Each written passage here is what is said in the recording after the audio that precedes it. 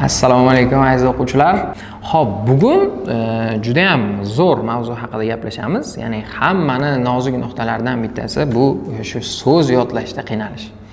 Xo'p, ko'pchilik o'quvchilar aytadi, so'z yodlashda qiynalaman, u so'zlarni yodlasam ham esimdan chiqib ketadi yoki ko'p so'zlarni bilaman lekin ishlata olmayman degan ko'p savollar berishadi.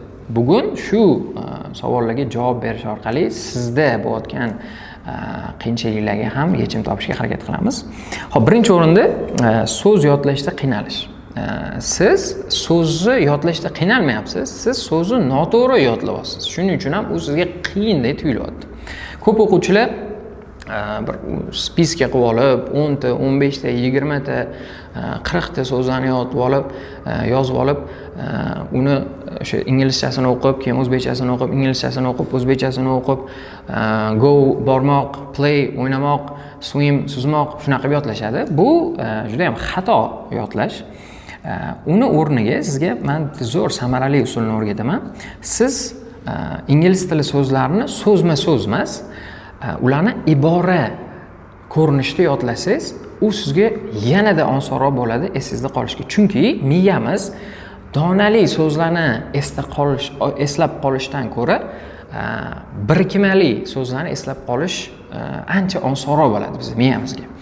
Mana oddiy misol keltiraman sizga. Hamma bilgan go so'zini misol qilib keltiraman. Go nima degan? Bormoq degan, to'g'ri?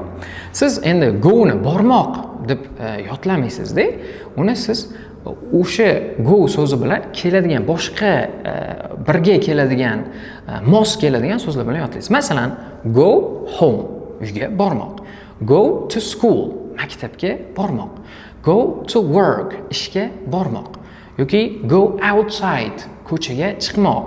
Yoki go out, u ham tashqariga chiqmoq degan ma'noni bildiradi. Ya'ni siz shunaqa so'z iboralari orqali yodlasangiz va u yodlagan iboralaringizni o'zingizni hayotingizda bir vaziyat yaratib ishlata olsangiz, shunda u so'z sizning miyangizda juda ham mustahkam qoladi. Sababini aytaman. Bizda active memory bilan passive memory degan narsa bor. Ya'ni active vocab, passive vocab. Bizda aktivni memoryimizda, ya'ni aktivni vocabulary qismimizda miyamizning bir 20% so'zni esda qolsa, bizda passivda 80% esda qoladi. Ya'ni eng juda ko'p yodlayotgan so'zlaringiz sizni passiv memoryingizga tushishni boshlaydi. Siz uni endi aktivga o'tkazishingiz, ya'ni aktiv vocabularyga o'tkazishingiz kerak bo'ladi. Uni qanaqa qilasiz? Uni shu ishlatishingiz orqali, og'zingizdan chiqarish orqali bunga erishishingiz bo'ladi. Oddiy misol uchun maktabga borasiz. Hop, shuni ayting. I go to school every day.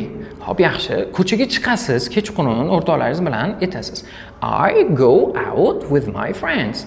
Yoki nima desa bo'ladi? Ya'ni uyga boraman soat 1 dan keyin. I go home after 1 o'clock.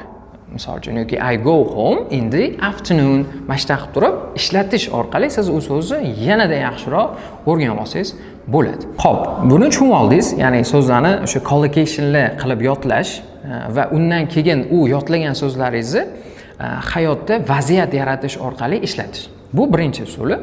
Ikkinchi usuli, siz u so'zni kimgadir o'rgatishingiz. Bu juda ham sizga zo'r yordam beradi eslab qolishingizga. Mana bitta so'z o'rgandingiz, misol uchun aytaylik, magnificent degan so'zni o'rgandingiz.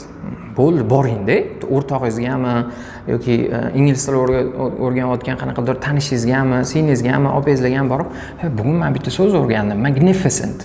Bilasanmi nima deganini? Yo'q, bilmayman. Bu nima degan ma'noni bildiradi deb unga o'rgatib, gaplar tuzib bersangiz o'sha so'z bilan, sizda yanada esingizda qoladi.